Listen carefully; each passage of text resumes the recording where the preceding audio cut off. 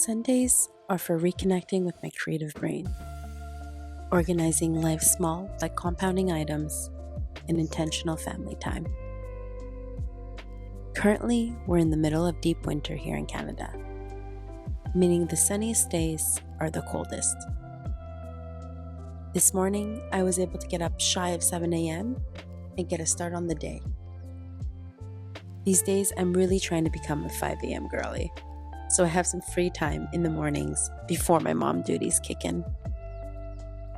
I heard in a Mel Robbins podcast recently about why we, especially parents, doom scroll late into the night, even if we're fully exhausted from the day. It seems the reason is this desperate search for me time. However, if we had, for example, woken up early and then have already spent that me time at the front end of the day, well, then our tendency to doom scroll decreases while our early morning wakes increases. This is my ultimate 2026 goal.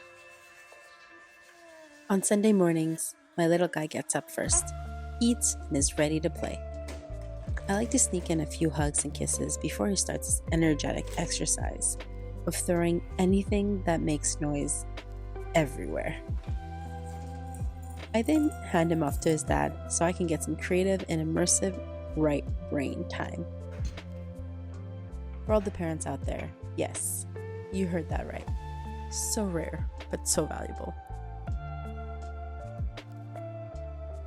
Intentional design starts with one simple question. How do I want to feel in this space? Calm, grounded, energized, rested? From there, every design choice becomes more meaningful. Materials that age beautifully, colors that feel soothing to your nervous system, furniture that invites you to linger, not rush, and layouts that support daily rituals instead of cluttering them. Design isn't just visual, it's emotional. So in this world that's constantly rushing, upgrading, and consuming more, our homes can either add to that noise or gently invite us to slow down. Slow living isn't about doing everything perfect.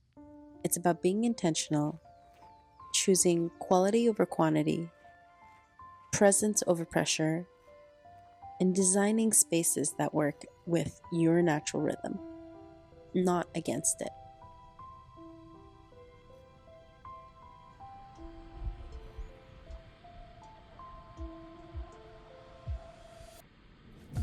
All right, guys, so we're here at this warehouse vintage shop that's about 15 minutes from my home, and basically we're looking for a good, nice height coffee table that will fit perfectly in our reading nook in our master bedroom.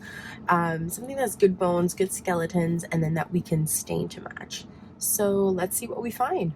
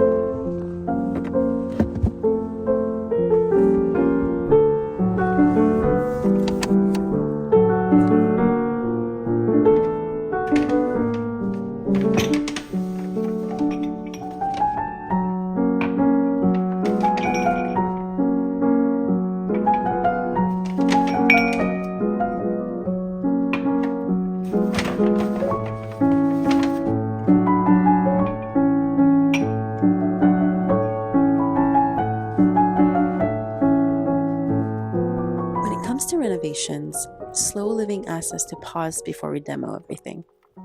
Instead of asking, what's trending? Try asking, what still works? Can something be repaired instead of replaced? Reused instead of discarded? Simplified instead of expanded? Slow renovations respect the bones of a home. They honor craftsmanship, sustainability, and long-term comfort, not just quick transformations for social media. Today, I really wanted to get a good start on my house's entryway design. It's a small but mighty space, with the potential to greet you like a warm hug. These days, it's looking a little more anemic than warm, so we're definitely in the season to give it a facelift and functional upgrade. Starting with the entry closets, we'll definitely need to add function inside cabinets and clothing poles as well.